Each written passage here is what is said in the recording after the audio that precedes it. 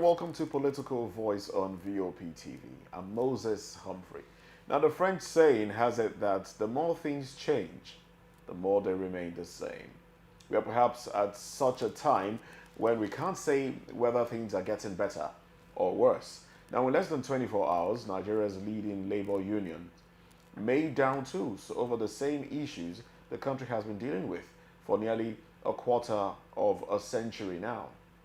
The actors may have changed, but the issues remain the same, and the methods all too familiar. Now, here's the thing. The organized labor says its nationwide strike to protest the removal of petrol subsidy will proceed as planned. Now, the strike is scheduled to begin on Wednesday, which is tomorrow. The unions, comprising the Nigeria Labour Congress, NLC, the Trade Union Congress, TUC, spoke after a meeting with government representatives at the presidential villa yesterday, which was Monday.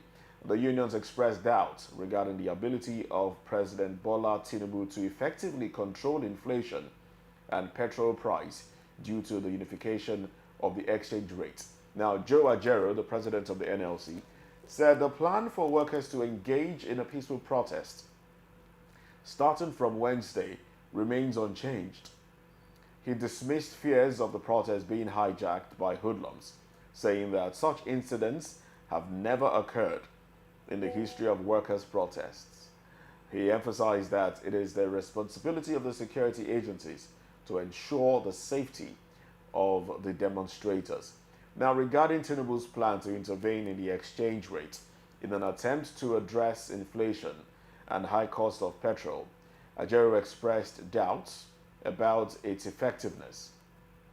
Now, given the reliance on imported energy and the absence of comparative advantages, he questioned how control could be exerted. Ajero also highlighted the challenges faced by the Nigerian Electricity Regulatory Commission, NERC, in resisting tariff increases, as well as the significant increase in the price of corn in rural areas. Participants in Monday's meeting included Joe Ajero, representatives from the Trade Union Congress, and other delegates from the labor unions. On the side of the government, attendees included Femi Gbajabiamila, the Chief of Staff to the President, Mili Kyari, Group Chief Executive Officer of Nigeria National Petroleum Company Limited, NNPCL, amongst others. Now, the meeting of the labor unions and government representatives was then adjourned till 12 noon yesterday. I beg your pardon, 12 noon today. That's 12 noon Tuesday. Now, is this one strike too many, or one subsidy removal talk too many? Well, I have a guest with me in the studio. I'm going to try to make sense of it all. I have CP Chooks, a former commissioner of police in Oyo State. Good to have you with us in the studio. Good morning to you and good morning to the listeners. Now, the question this morning is the strike to blame the removal of subsidy. Now, what exactly are we dealing with here? Strike for the removal of subsidy. Is this something that we should be talking about, really? Well, it is something of concern because it affects all Nigerians. It affects the common man. It affects the industrialists. It affects the working class. It is something of serious worry and concern. The reason being that the price of PMS, Premium Motor Spirit, jumped from 185 first and foremost to minimum of 490 or thereabout per liter. And then again the thing went up to 617 in some parts of the country, and down here, which is close to the wharf where they offload the products, the least you can get it is 568, 570 per liter. And you can see that it is like 300% increase on what it was barely 2 months back. And it has really affected everything in the economy. It has affected cost of transportation. It has affected cost of food. It has affected virtually everything. That's why if you're moving on the roads, you see that the vehicles you see on the road has drastically reduced. And it calls for serious worry.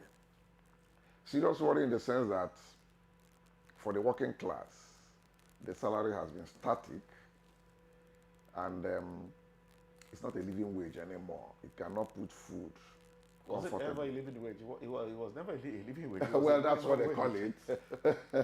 Yeah, well, the salaries that were being paid was not going anywhere. Now you find out that somebody who takes that minimum pay of 30,000 in public service per month may spend the whole of that 30,000 on transportation. We are not talking of rent, we are not talking of food, we are not talking of health care, we are not talking of the family upkeep and all that. So it is something that is very, very disturbing. All right, now let's look at what the wage is. It's 30,000 naira. Yes. Now, when they talk for that started, it took a long time. In fact, till now, some states are yet to implement it. Exactly. So civil servants in some states are not even enjoying up to 30,000 naira. That's right. Minimum wage. Yes. Now, well, government has is now talking about a living wage. Yes. Right. NLC is saying, okay, we might ask for 100% increase. Just like the banks, like Zenith did recently. Now, we'll also look at what the president said in his speech, but we'll come to that one later as it concerns private enterprises. Okay. We'll come to that one later. But now, Labour is asking for this at this time, and we know that removal of subsidy has greatly depleted people's ability to cater for themselves. Is this coming late? Some would have said there's a school of thought that feels that a strike action would have happened long before now. Maybe the second increase in petrol, in petrol pump price, would not have happened. What's your take? Well, the thing is, when you're talking practical economics, layman's economics, the cause for the second increase was not orchestrated by any government policy or directive. It was interplay of demand and supply. Like if you look at what is happening now in the foreign exchange market, the floating of the naira has not helped matters. You can imagine previously when we had dual foreign exchange markets, there was a second tier and the first market, which is the official rate. The official rate was at 461. They floated, trying to get one denomination for the two parallel and the official rate. And the thing landed around 700 and something, around 750, 760 to a dollar. That market, the second tier market we wanted to merge, flew up again to about 900. And that is where most of the people who need the money fast go to get the money and do whatever transaction they want to do internationally. And that is one part of it. The second part is, even if they are going to get it at that 750, you can see the cost variation between the 460 something that we are getting and buying at that time and what they are going to buy now. That's the second part. Then the third segment is the issue of the international pricing for crude. The cost of crude has risen from $70-something a barrel to 80-something. So when they buy, it will translate to increase in refined petroleum products internationally. So the man buying, whether he's NNPC or the MOMAN, that is major oil, of Nigeria, marketers. of Nigeria, they'll still buy it at the new price. And when they buy it, getting back home, paying all the charges, and so on and so forth, freight and so on. At the end of the day, the end users they will sell at a profit. We will receive Isn't this because NNPCL has been the sole importer? It doesn't necessarily mean that. You don't think that If others bring in, it will still be the same. Because they can't sell lower than what they buy. And they are all buying from that international market where the petroleum products are refined. But if they are buying from different sources, they are buying from different sources. The prices might differ. It might make it a little bit more. It wouldn't be that much. That's what I think. It will just be marginal. Because it's not this. It's just the same thing overseas. Like in the US, you might, in one particular street, you see a filling station on the right. They'll be selling like a gallon, which is 4 liters. They'll be selling for like $3.20. Just opposite it, you see another one, $3.50. And as you go down, you keep seeing those variations in prices on the same street.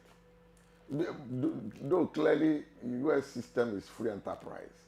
So you won't be surprised to see things being done that way. But the same thing is translating down here in Nigeria. So it is good for all others, including IPMAN, independent marketers, to go and buy and bring. When they flood the market, let us see whatever influence that will have. But that does not rule out the issue that they still need to go back to the drawing board and fix the existing refineries that has been moribund. We're talking about fixing the refineries and making them viable. Yes. If you heard the president's speech yesterday, it's interesting that he didn't say anything about fixing of refineries. Do you think that's something that's probably in the agenda, but they are yet to say it? I think... or they have no plans at all? No, not that they don't have any plans. I think part of the problem the government is having is that to do a turnaround maintenance for a modular refinery will take some time. So it's a long-term... That it was easier for project. An individual to put up a refinery. I'm talking about the Dangote refinery. How long is it functional now? How long has he been fixing it? Has he been constructing the refinery? It has taken over 2-3 years now. And from what we are hearing from the grapevine, it will take another 2 years or more before they pump the first liter from that refinery. That's one part. Another part we also had is that where are they going to source the crude from? Is it they will get the crude and ship it all the way from Niger Delta to Lagos, or are they going to do piping to transport the crude right there from the source to the refinery? As we speak, from the information we gathered, there is no single pipe laid to the Dangote refinery. So we are not even talking of pumping it. Yes, so you can see that there's a lot that needs to be done as far as Dangote refinery is concerned. All right, now let's come back to the government now, talking about reducing the sufferings of Nigerians. Yes. Nigerians are at their wit's end. Exactly. As it is right now. Yes. Prices of everything has skyrocketed. Haywire. Government talked about giving 8,000 naira to 12 million households initially, and when they saw the reaction of people, they decided to review that. NLC, when subsidy was removed initially, May 29, NLC talked about going on strike. Let me come to that. NLC talked about embarking on strike.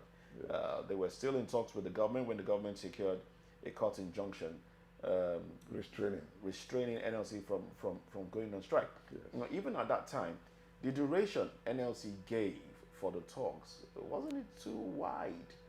It was more than a week or thereabouts to embark on strike. Isn't that giving the government time? Wasn't that what even gave the government time to seek a court injunction? Now, NLC has come back again. They talked about embarking on strike on Wednesday, but this talk for Wednesday strike started sometime last week. Too much time, for for government to do anything? Is it that NLC is hoping that government will listen to it, or is it that NLC is afraid of actually, carrying the people along in this whole thing? Because people are saying NLC cannot be trusted. That's the word on the street now. People are, permit me to say, from interviews I gathered yesterday, Nigerians seem to be more on the side of Serap than on the side of NLC as it is. Thinking Serap has been, talking more about the pains that Nigerians have been going through as against NLC. Well, as far as the NLC and TUC and other labor affiliates are concerned, I am really in sympathy with them. Sympathy in the sense that I believe strongly that they are doing their level best for the working class and for the masses. But they have this handicap. First and foremost, I don't see them towing the government line. They are just being cautious because of the present presidential election petition court or tribunal that is ongoing. They don't want a situation where they will read whatever action they take to have political undertone, especially when one of the parties at the tribunal is like an offspring of Nigeria of the labor union. So they are just being very, very careful. I strongly think that that is their reason for doing what they are doing. Because if they start it and it gets out of hand, they may end up being blamed. That they would have. How do you mean it gets out of hand? Oh, this fear of hoodlums hijacking. And look at what happened in Adamawa, for instance. You can see that the hunger and the level of poverty has driven people to the brink. To the precipice. So it is, why am I even living?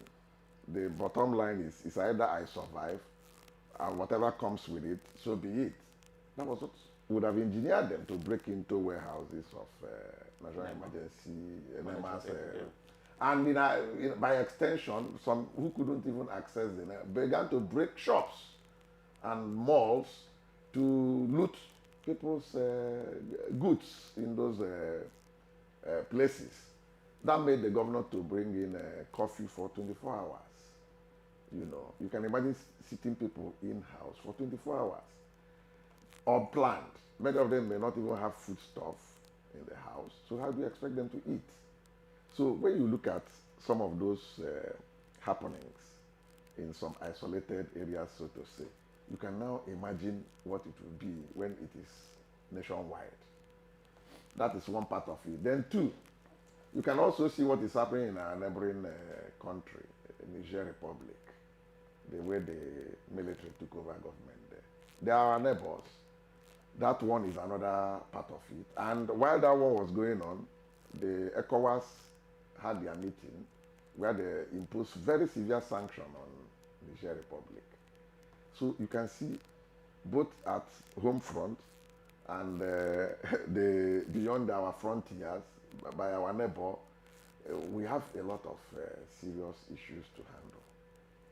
So but how are we handling those issues like we should handle them?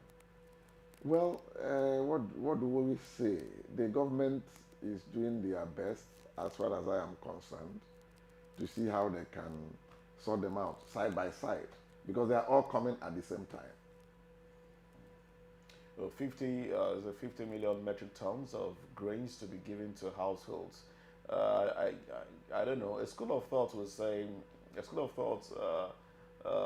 opines that they don't see how that will help alleviate sufferings of the people as it is. What the government is proposing, grains to be given to households and farmers, will that even help anything at all? Grains being rice, yes? I understand what you're saying. The thing is this: which criteria are they going to use in distributing the so-called grains? Well, they have said it will they will make use of churches, mosques, and local governments. Do you think that's feasible? You know, the Nigerian factor will always come in. Those you entrust with doing those distribution, obviously, good number of them will divert. Ab initio, they have already planned how to convert and divert those grains. So if, for instance, you bring 100 bags for one church, at the end of the day, maybe the administrators of the church will take away 50 or 70 bags to their private stores. So the corruption factor will still play. Corruption factor will still come in. That is on the consumption part. For those who will go into production, the farmers, have you guaranteed any security for them to go back to their farms? With all these headers and farmers clash. That is even one. What about the unknown gunmen that are doing kidnappings? We have multi-dimensional challenges in the country. But are these challenges unsurmountable? Because it seems like we are playing around, around the issues. It is not insurmountable. It is left for the stakeholders, which are the political office holders, to have sincerity of purpose. That's just the bottom line. Once there's that honesty, transparency, and accountability, and focus, I know that this is our common enemy, that the best way to do this is to start this way and go this way. That's the way forward. We need to secure those agrarian areas and farmlands so that the farmers could go back, especially now that it's planting season, that it's rainy season, and till the soil, whether mechanized or the conservative methods they are used to. Let us grow food and increase and ensure the food security for the nation. Now, I don't know if you heard the president's speech yesterday. Did you? I did. Okay.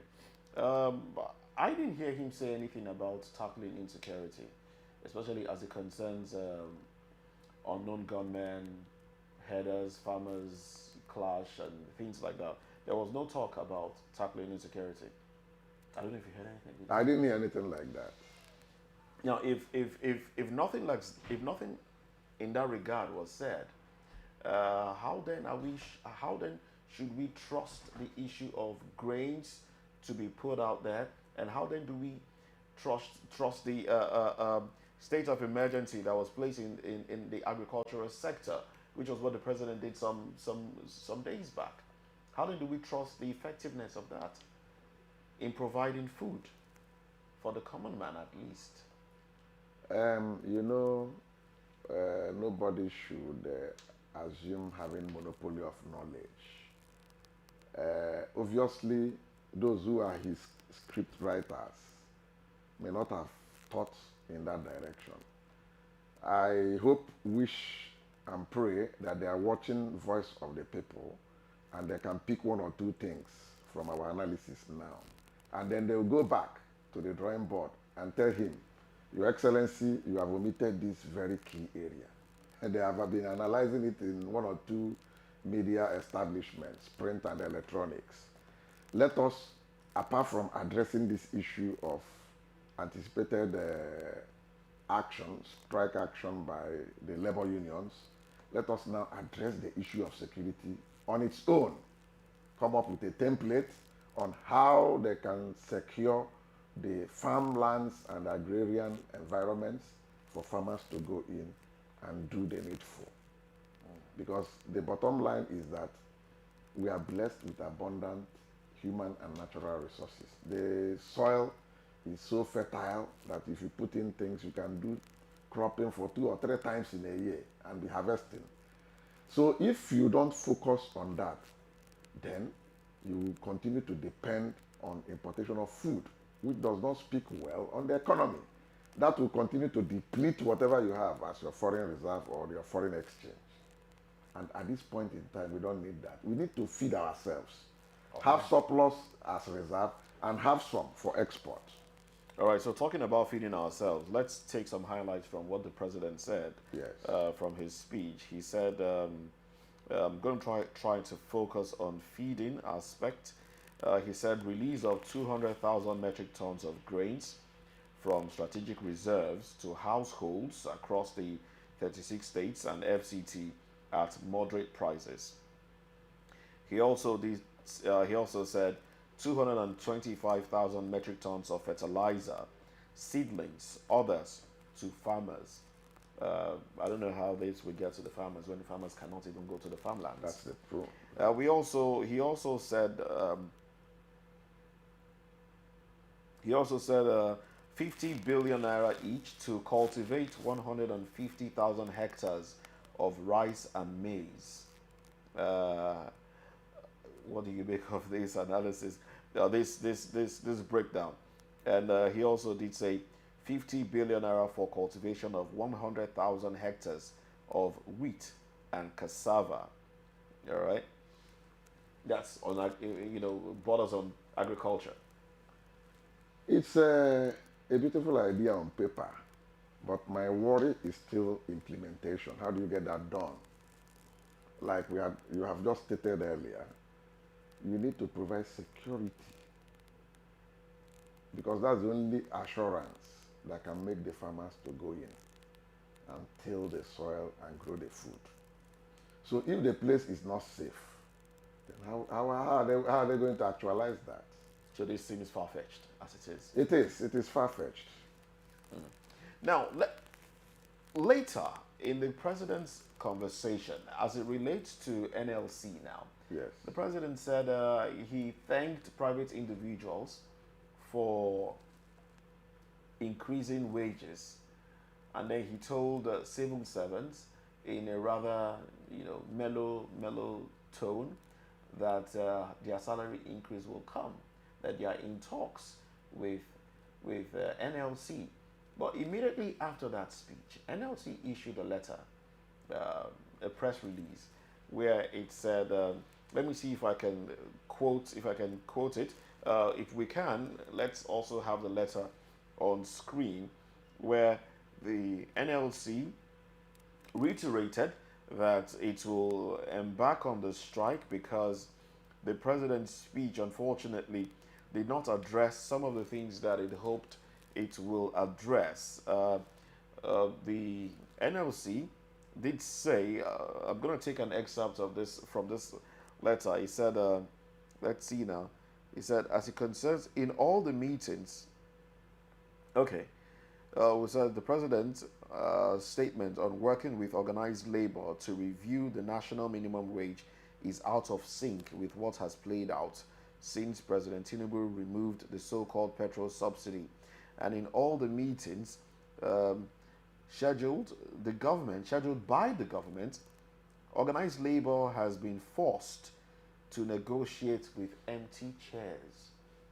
That's how they put it. On the federal government's side, as the empty chairs on the federal government side, as the federal government has not matched its public promises with firm commitment to negotiate in good faith with labor. As a matter of fact, the subcommittee on wage award has not been inaugurated and has not met. Now we know they had an 8-week period, Yes. to come to the table, talk extensively as to how government can meet the demands of NLC. The 8-week period will be expiring sometime this month, I think maybe on the 8th or 9th of August or 18th or thereabout. It's going to expire. But at this point, it doesn't seem, from this letter by the NLC, carrying the letterhead of the NLC, it doesn't seem like there's progress being made. And if government is saying, okay, I thank private individuals, what then should Nigerians think?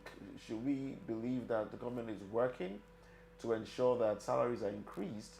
And as you make to answer that, let's also tie this to the fact that when salaries are increased, we're talking about 5% of the population, civil servants, Okay. a minute percent of the population, really. How does that trickle down to other people who are not under the government's payroll? How does that affect the market woman? Those that are, that are earning something on the side, the businessman and all of that. How will they be able to deal with the changes that Nigeria is going through right now as a result of the removal of subsidy? Can we tie everything together? Yes. Let us start with the workforce that you have just, for instance, stated that they are about 5%. If that 5% gets their salaries increased, whatever they get will be put in the market, and the money, the cash will circulate, the cash will flow. You think? Yes, and as it's flowing, the market woman and the transporter and everybody will have a feel that money In circulation. is in circulation. And there's one thing the Nigerians generally have not realized. I foresee a situation where very soon, if the state governors or state governments are focused and know what they are doing, they will, at their levels, increase salaries. Reason being that the last Federal Allocation Accounts and Allocation Committee, FAAC, sharing, the quantum of money they got is such that they have never seen it in the past 8 to 10 years. And how did this windfall come? Removal of the fuel subsidy. So it now made even NMPC had to pay very huge sum into the federation accounts. So all those monies they've been diverting and stealing in the name of oil subsidy by those who are involved in the business are now cleared off. So the governors have enough resources to do their capital projects, even if it is in tranches or bit by bit, and increase salaries for the workers. So if they increase salaries for the workers at the state levels, they have been taken care of. It will at the same time translate at the federal level, because the sharing, there is a formula for states, for local governments, and for the federal government.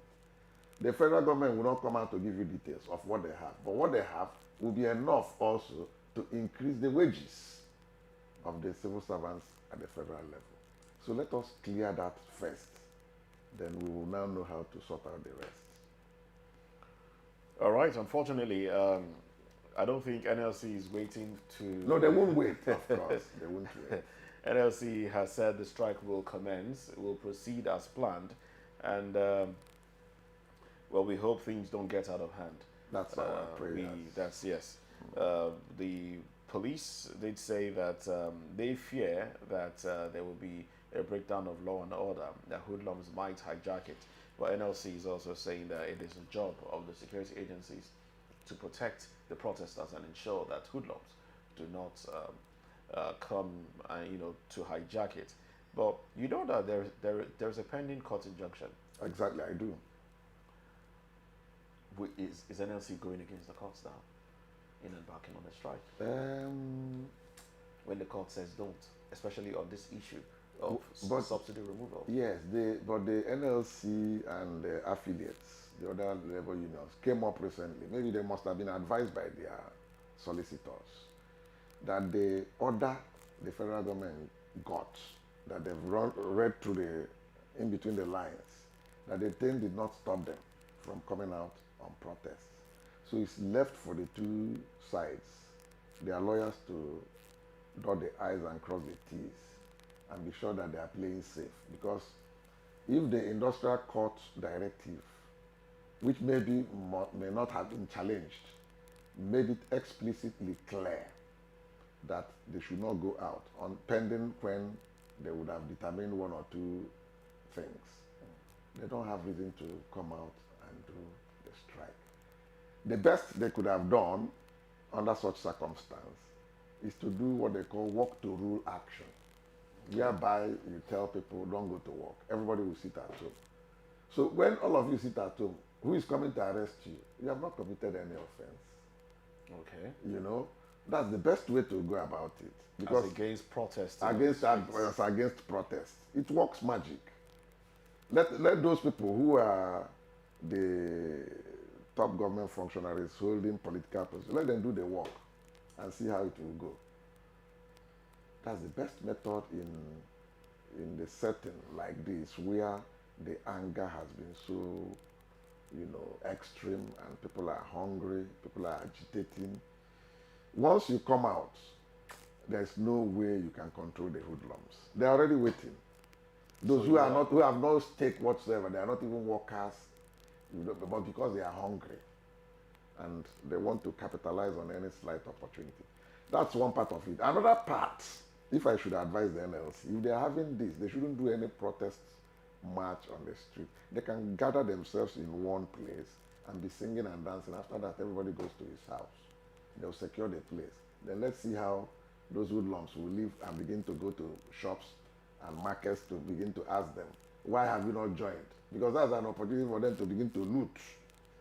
So if they do it that way, that's a controlled and modified method in a setting like this place that I should call banana setting or jungle setting. If it were civilized climes, you don't need to bother yourself. You will just focus and do what they are doing. If you like, you can march from here to Shagamu. Nobody will come to stop you. The only thing is that the police will be behind and be in front and be sure everything. But there's also a school of thought. I just want to drop this. There's also a school of thought that feels that government by itself, government in general now, yes, by itself, plans the hoodlums to ensure that there's a breakdown of law and order so they could forcefully stop the protest. But you see, there are things you can start, but you cannot control it. It will get out of hand. So if the government likes, I wish them luck, let them toe their paths. But at the end of the day, they will lick their wounds. All right then. So I think at this point now, yes, states have some states like Lagos State has talked about a decrease in transport fares, 50% reduction in transport fares from BRT buses, and they are asking that yellow buses also reduce their fares by 25%.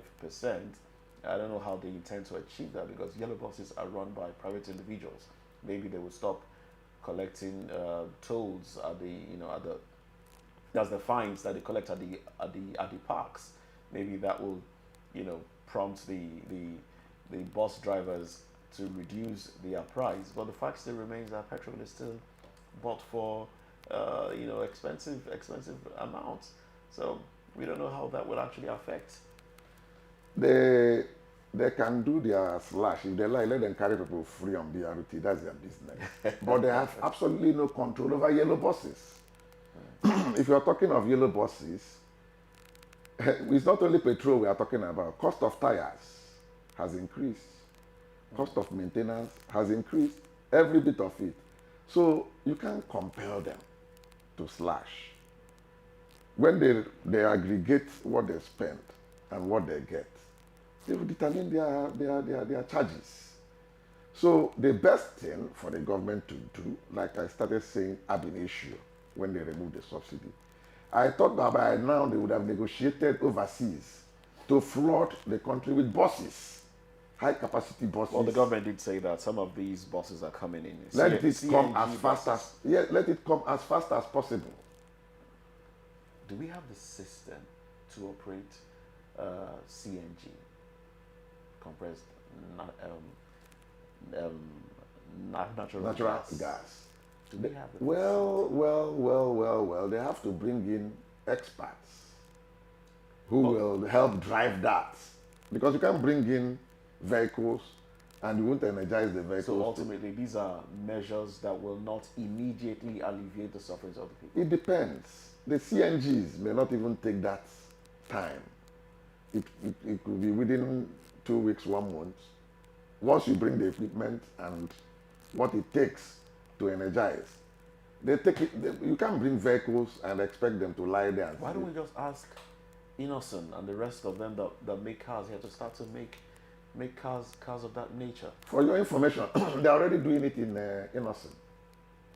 They are already converting. Cheap. Yes, sell cheap. yes, they are already converting, because I saw it recently in one of the media, where they were converting from petrol to CNG for car owners and those who are interested, who have come to subscribe for it.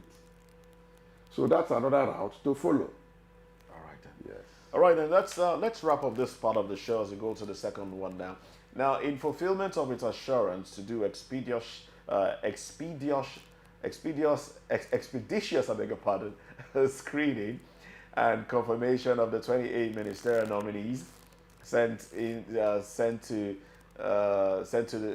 by the president last Wednesday to the Senate. Now, the Senate commenced the process yesterday. 14 of the nominees scaled the screening hurdle on the floor of the Red Chamber. They screened 28 people. Now, contrary to its assurance of rigorous screening, 7 of the nominees were accorded the privilege of the Bow and Go Convention. Now, the list included acting national chairman of the All Progressives Congress, who incidentally is a nominee from Borno State, Senator Abubakar Kyari, Honorable Abubakar Momo from Edo State, former Rivers State Governor Yesom Wike also, his counterpart from Jigawa State, Mohammed Badaru, Abubakar, Senator John Owan Eno from Cross River State also was asked to take a bow, Ambassador Yusuf Tuga from Bauchi, and Honorable Nkiruka Onyejocha from Abia State were all asked to take a bow. Now, the nominee from Taraba State, who incidentally was a former federal lawmaker, Senator Abubakar Sani Danladi, was stripped of the privilege. The nominee was asked questions bordering on Supreme Court pronouncements, which supposedly barred him from holding public office for 10 years after he was allegedly found culpable for lying on oath. Well, the senator, that's Senator Danladi, however, told the lawmakers that no such pronouncement ever emanated from the apex court. Now, the senator is presently at, he told the Senate that he is presently at the apex court and that the Supreme Court is yet to give a judgment on the matter. But basically, there is a case around him. That's what it means. The senator representing Lagos East, Tokumbo Abiru, also called the attention of his colleagues to the discrepancy in the curriculum vitae of the nominee from Benue State, Professor Joseph Utsef. Now, the professor of water resources and environmental engineering told lawmakers that he was born in Boko, Benue State, on December 2, 1980, and he attended the University of Agriculture, Makurdi, where he studied civil engineering, and then graduated with a second-class upper in 2004. Now, Utsef said he observed the mandatory one-year National Youth Service Corps in Kaduna in 2006.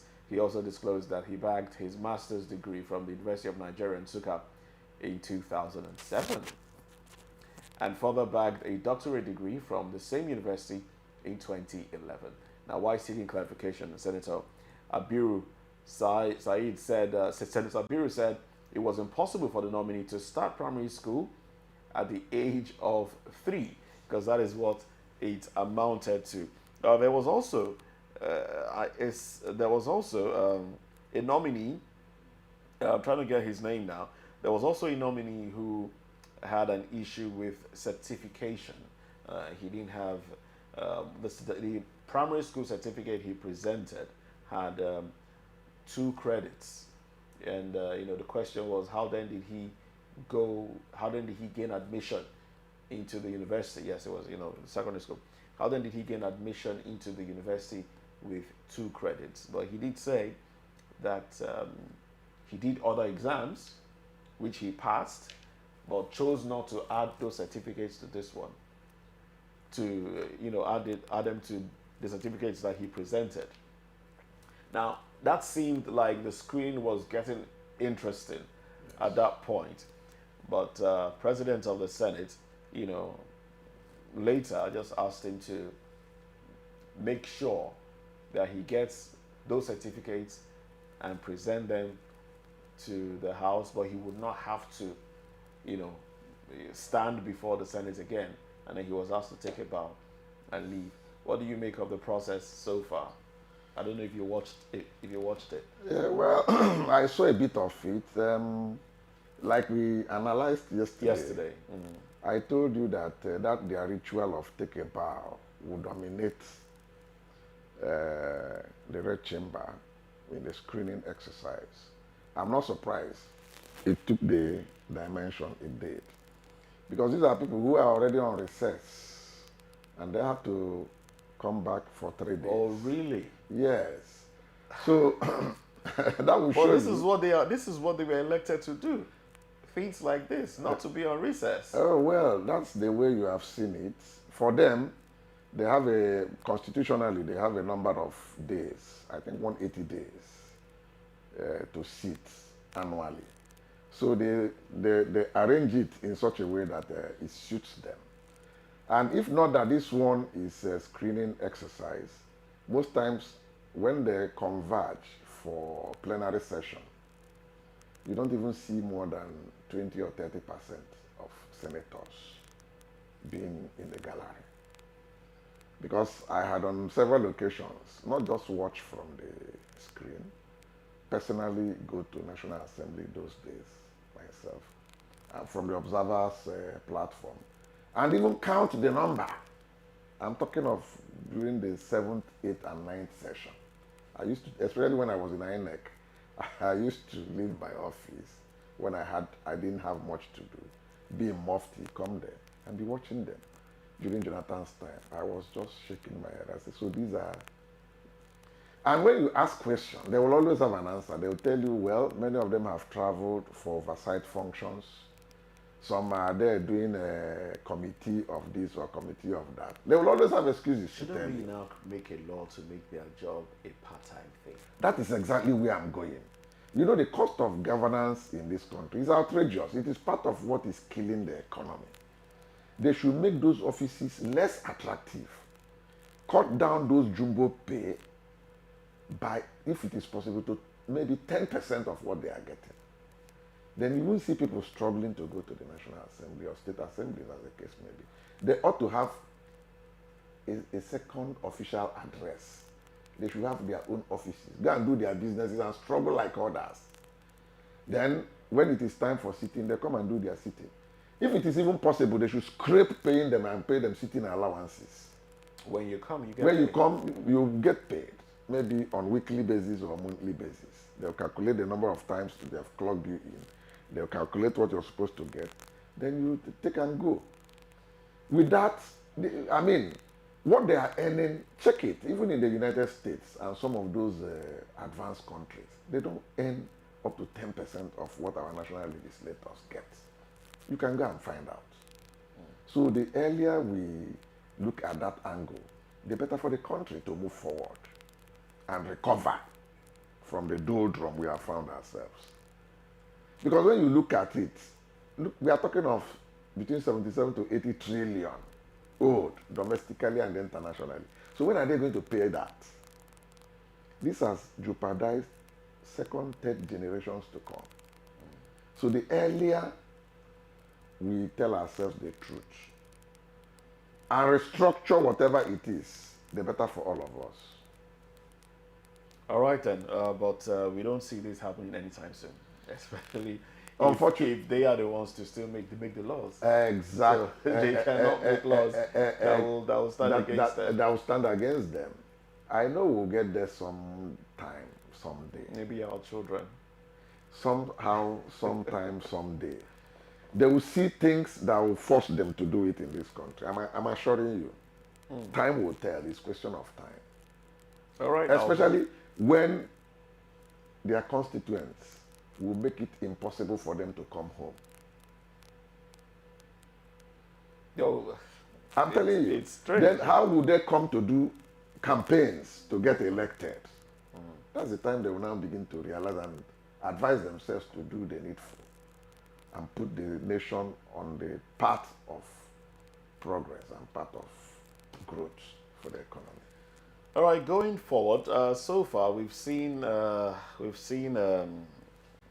former senators, former governors receive the take a bow and go. We've seen other individuals getting plea.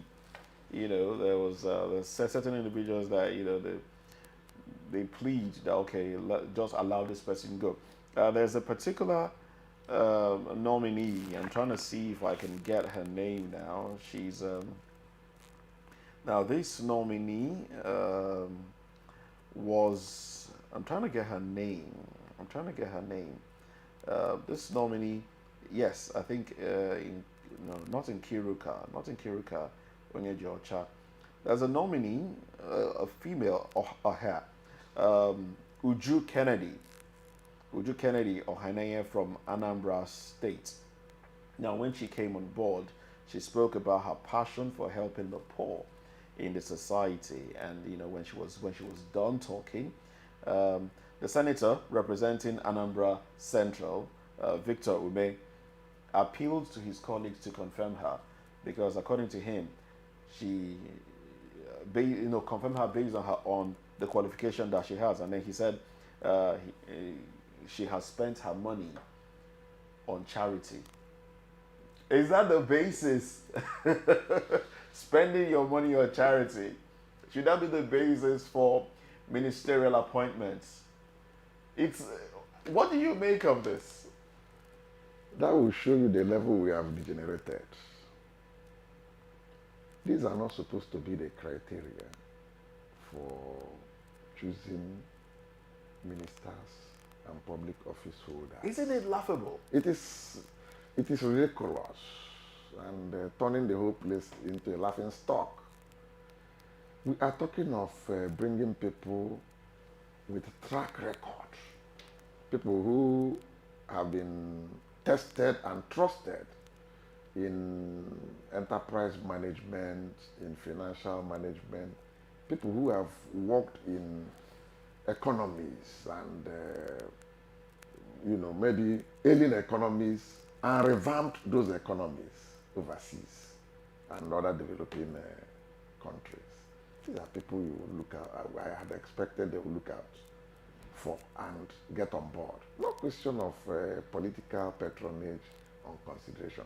Granted, you can still do that, but the way the downturn in the economy itself and the economic activities has reached a crescendo that when you're talking of getting people at those positions, you'll be considering, you look out for people above board.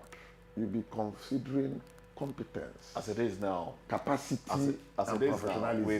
Now, with the things we have seen playing out at the screening, how much trust do you have for the nominees in delivering?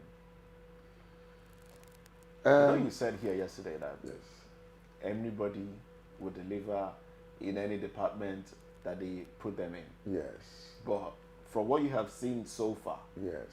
Well, as far as the ministers are concerned, they are only coordinating the ministry. They are not the engine room. But they make decisions. Yes. Look, what they do, it is the permanent secretaries or the DGs that run those ministries. With the technocrats, his own is only to sit, call them for briefing in the mornings. They will all come in and bring in ideas of what they do and how they do it. Then, at the end of the day, they will precede whatever has been discussed and pass on to him to go through, to prepare himself for Federal Executive Council meeting. And he has his secretary, he has his personal assistant, he has those who will do the needful, do the writings. Right, unfortunately, we have to, this is where we have to end the show today because time is fast spent. I must say a very big thank you to you, former Commissioner of Police, CP Chuks. And thank you for coming on the program. Thank you very much for having me. Well, that's it on Political Voice today. Political Voice will make a return tomorrow. I'm Moses Humphrey. Bye for now.